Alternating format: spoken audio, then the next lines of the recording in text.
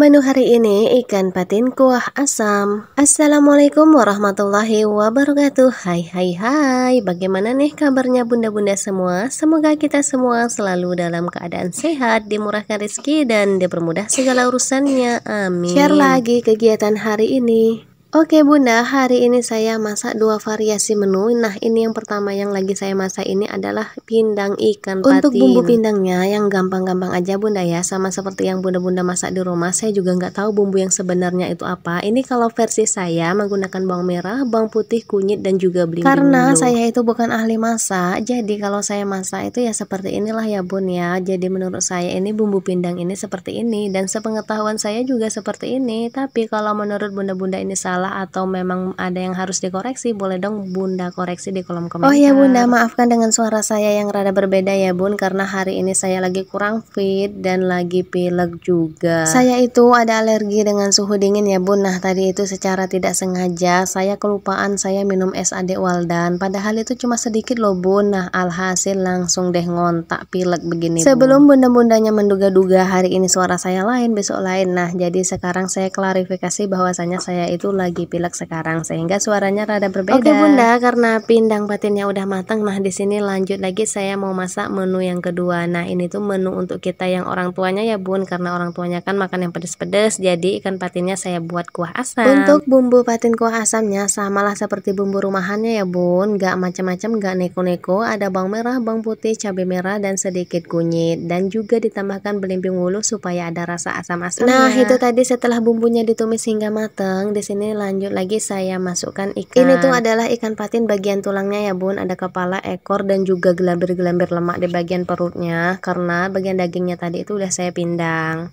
Dan pindangnya itu untuk lauk makan anak saya ya bun. Mereka kan masih kecil ya bun, jadi mereka itu belum pandai banget lah ya kalau makan ikan yang bertulang gitu. Oke bunda, lanjut lagi ke videonya. Nah di sini udah saya isi air, saya tambahkan garam penyedap rasa dan juga terakhir belimbing wuluh. Fungsi dari belimbing wuluh ini adalah supaya ada rasa asam-asamnya gitu bun. Sebenarnya kalau tidak ada belimbing wuluh diganti dengan asam jawa juga bisa, tapi ini karena kebetulan juga ada belimbing wuluhnya dan kita itu nanam sendiri di belakang rumah ya bun, jadi lagi berbuah banyak, sayang aja kan kalau tidak dimanfaatkan. Sebenarnya masak kuah asam ini kalau menggunakan belimbing wuluh itu rasanya jauh lebih segar jika dibandingkan dengan menggunakan asam jawa. Jadi ada sesuatu yang berbeda gitu loh bun, seperti rasanya ada aromatik tersendiri dari belimbing wuluh itu. Patin kuah asam ini adalah menu kesukaan suami ya bun, jadi kalau dia dimasakin seperti ini setiap hari nggak bosan-bosan lah itu bun ya.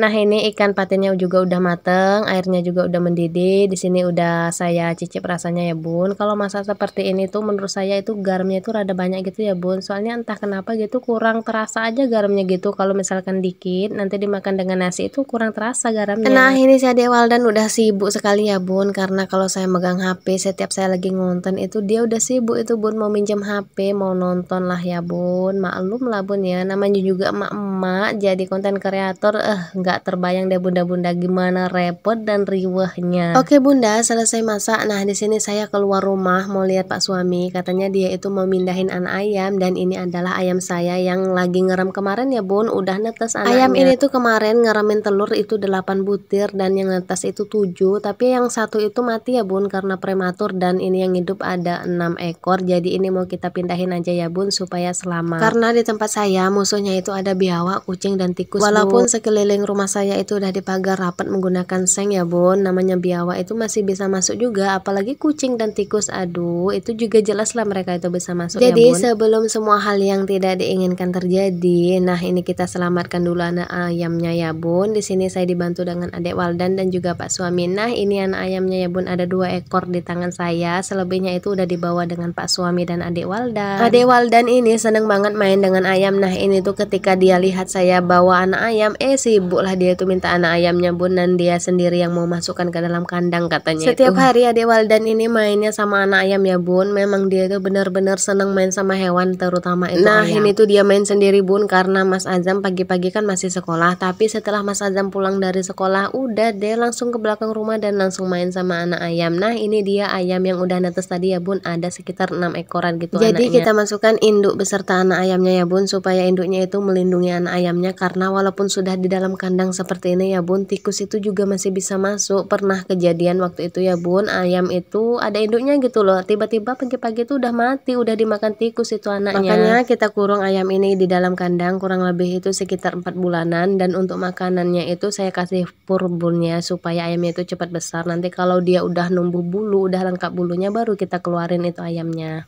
Kita itu sebenarnya melihara ayam itu udah lama ya bun, udah bertahun-tahun, tapi ya memang bukan profesinya, memang tidak menggeluti di bidang ini, jadi ya kurang paham juga kalau ya dulu bun. Itu pernah sempat itu sampai ratusan ekor gitu bun. Nah jadi kalau dulu itu kita netasin telurnya itu bukan induknya yang netasin bun ya, tapi menggunakan mesin tetas, jadi sekali netas itu sekitar 50 ekor gitu. Nanti setelah anak ayamnya itu netas di dalam mesin, nah baru deh kita pindahi ke dalam kandang. Tapi waktu itu tidak sama induknya ya bun, karena kita menggunakan lampu yang warna kuning gitu loh bun, menggunakan listrik. Setelah semua ayamnya itu numbuh bulu dan besar ya, udah beberapa bulan dikurung, baru deh kita keluarkan. Tapi pengalaman waktu itu bun, ketika anak ayam itu turun keluar tanpa induknya, jadi dia itu dipatok-patokin dengan ayam besar di luar. Nah alhasil jadi pada banyak yang mati gitu bun. Belajar dari pengalaman itu, maka kita punya inisiatif lah bun ya. Jadi biarlah induknya yang mengeram, kemudian setelah menetas baru deh kita kurung ayam beserta alhamdulillah induknya. Berhasil ya bun. Setelah besar ayamnya kita keluarkan dari kandang bersama induknya. Nah dijagain itu anak sama induknya, jadi aman anaknya itu ya bun, ada yang jagain gitu. Oke bunda, mindahian ayamnya udah selesai. Ini saya mau masuk ke rumah dan mau lanjut beberes lagi, karena tadi waktu saya keluar rumah itu rumah masih dalam keadaan berantakan. Ini tuh adalah tanaman pisang saya, dan juga ada beberapa tanaman ubi ya bun, tapi di situ juga ada tanaman cabai. Karena tidak kelihatan, selalu dipatokin dengan ayam sehingga tanahnya itu menjadi gersang. Nah ini adalah kondisi dapur saya ya bun, lagi pada berantakan karena tadi saya itu habis masak langsung keluar rumah, dan juga piring bekas sarapan juga masih pada di lantai. Oke bunda, sekian dulu video saya hari ini, sampai jumpa di video selanjutnya.